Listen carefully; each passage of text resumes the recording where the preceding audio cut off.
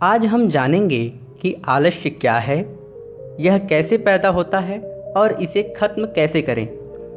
एक बार आलस्य से परेशान एक व्यक्ति गौतम बुद्ध के पास आता है। बुद्ध, मेरे अंदर बहुत आलस्य है। मैं इस आलस्य की वजह से अपने जीवन में वो सब कुछ नहीं कर पा रहा हूँ जो मैं करना चाहता हूँ। इस आलस्य ने मुझे बहुत परेशान कर रखा है। इसकी वजह से मैं अपने जीवन में उन्नति नहीं कर पा रहा हूँ। कृपया मुझे इस आलस्य से छुटकारा पाने का कोई तरीका बताएं। यह सुन गौतम बुद्ध मुस्कुराते हैं और उस आलसी व्यक्ति से कहते हैं कि तुम्हें कैसे पता कि तुम्हारे अंदर आलस्य है। उस आलसी व्यक्ति ने कहा, बुद्ध, केवल मैं ही नहीं, मेरा पूरा परिवार भी यही कहता है कि मैं एक आलसी व्यक्ति हूँ। बुद्ध ने कहा, क्या तुम मुझे इसका प्रमाण दे सकते हो कि तुम एक आलसी व्यक्ति हो? उस आलसी व्यक्ति ने कहा, बुद्ध, मैं दे सकता हूँ। बुद्ध ने कहा, फिर प्रमाण दो।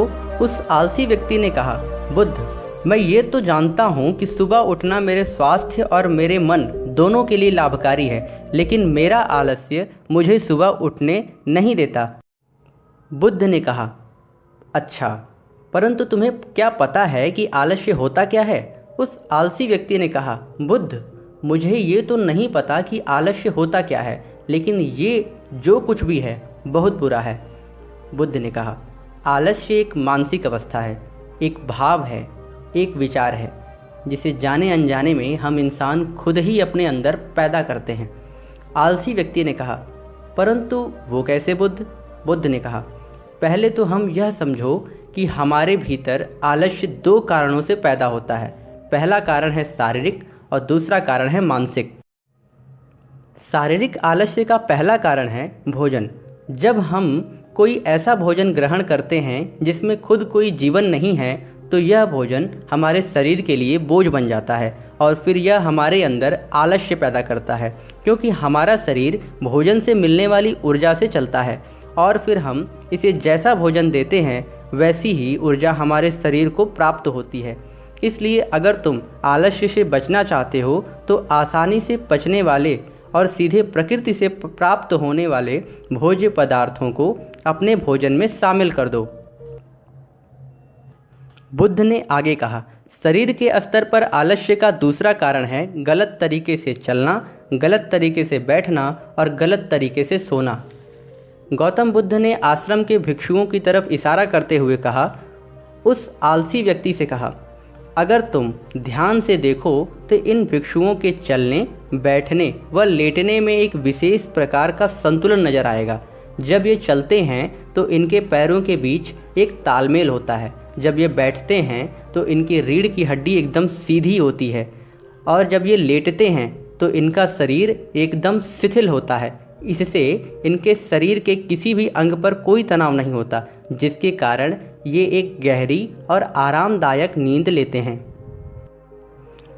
उस आलसी व्यक्ति ने बुद्ध से पूछा, बुद्ध, क्या पर्याप्त नींद लेना भी उतना ही जरूरी है? बुद्ध ने कहा, न कम न ज़्यादा, हमेशा ही पर्याप्त मात्रा में सोना लाभकारी होता है। अगर तुम आज रात पर्याप्त नींद नहीं लेते हो तो तुम्हारा कल का पूरा दिन थकान और आलस्य से भरा होगा, इसलिए पर्याप्त नींद भी उतनी ही जरूरी है।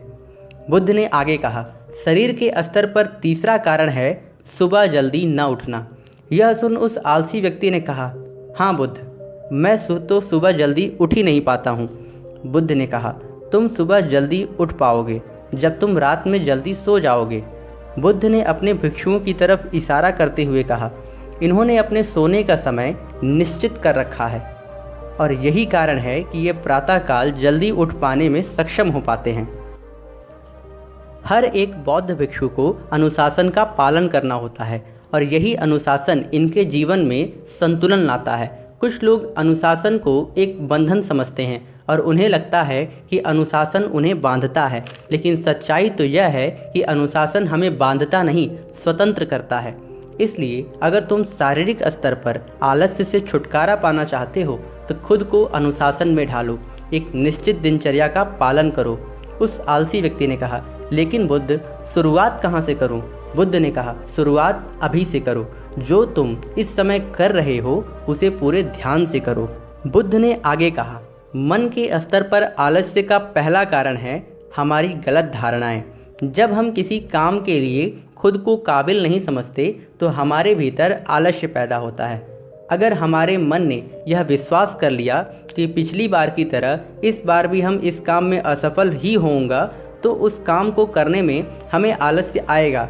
जबकि हम खुद को यह नहीं समझा पाते कि पिछली बार और इस बार में बहुत फर्क है।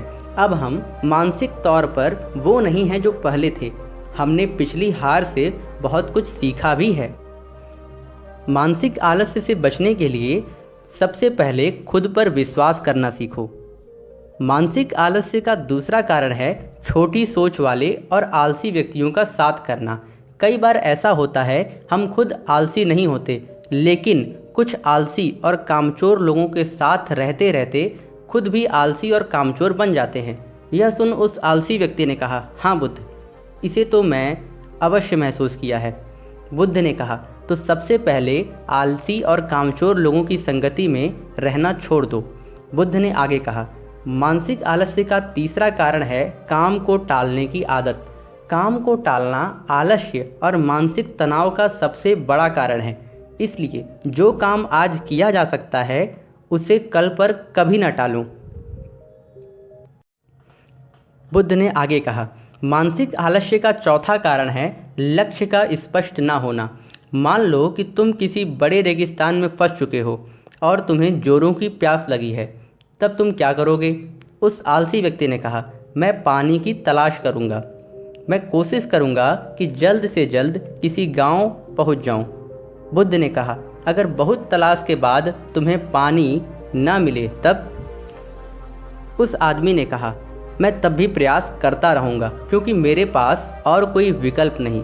बुद्ध ने मुस्कुराते हुए कहा, इंसान को आलस्य तभी घेरता है जब उसके पास कोई स्पष्ट लक्ष्य नहीं होता या फिर उसके पास कई विकल्प होते हैं। इसलिए लक्ष्य का निश्चित होना परम आवश्यक है।